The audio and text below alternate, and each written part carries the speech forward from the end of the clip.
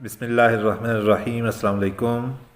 ایک طویل عرصے بعد حاضری ہو رہی ہے، بہت سی خوشخبریاں جمع ہیں۔ سب سے پہلی خوشخبری یہ ہے کہ میری کتاب چھپ چکی ہے، شعر کیسے بنتا ہے۔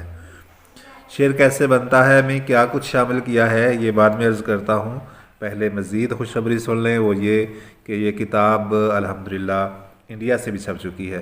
انڈیا کے تاریخی شہر دہلی سے چھپ کر گجرات پہنچی ہے، وہاں سے انشاءاللہ ان دوستوں کو بھیجی جائے گی جن کے آرڈر موصول ہو رہے ہیں۔ اور اس کے بعد خوشخبری یہ ہے کہ جو دوست کتاب خرید رہے ہیں ان کے لیے ایک فری کورس جو ہے وہ تشکیل دیا ہے۔ آپ نے اگر کتاب نہیں خریدی جلدی خرید لیں، 5 تاریخ سے انشاءاللہ کورس کا آغاز ہوگا، 1 سے اس کے داخلے شروع ہو جائیں گے۔ اور اس کورس کے بعد انشاءاللہ انعامی مقابلہ بھی کرایا جائے گا اپنے پیج پر، فیس بک پیج پر۔ پیج کا لنک بھی آپ کو مل جائے گا ڈسکرپشن میں، اور گروپ کا لنک بھی ڈسکرپشن میں موجود ہے۔ کتاب میں کیا کچھ ہے؟ کتاب میں وہ 10 اسباق ہیں، بنیادی 10 اسباق، جو میں پرسنل میں 3000 روپیہ فیس لے کر پڑھاتا ہوں، اور وہ اضافی اسباق بھی اس میں موجود ہیں جو 2 ماہ کے کورس میں پڑھائے جاتے ہیں، جس کی فیس 5000 ہے۔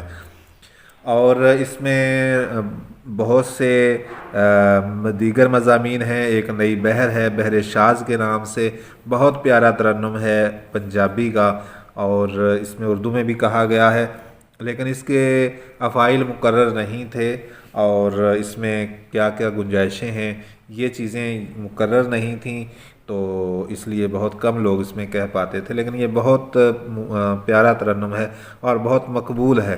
آپ بھی اس پہ لکھیں تو بہت اچھا اور مقبول ہوگا یہ انشاءاللہ۔ اور اس میں رباعی کی آسان بحر ہے۔ رباعی کے بارے میں اب آپ کو 24 اوزان یاد رکھنے کی ضرورت نہیں ہے، ایک بحر آپ یاد رکھیں، رباعی کہہ پائیں گے بڑی آسانی سے انشاءاللہ۔ اور اس میں دیگر مضامین ہیں، نئے مضامین شاعری میں کیسے لائیں، اور قافیہ اور ردیف اگر آپ منفرد انتخاب کرتے ہیں، منفرد قافیہ ردیف کا، تو اسے آپ نے کس طریقے سے نبھانا ہے، یہ ساری چیزیں انشاءاللہ اس میں آپ کو ملیں گی۔ اور وہ بنیادی اسباق جو ہیں بہت آسان ہیں، جو شاعری کی جو شخص الف بے بھی نہیں جانتا وہ بھی انشاءاللہ پڑھے گا تو بڑی آسانی سے وزن میں شعر کہنے لگے گا۔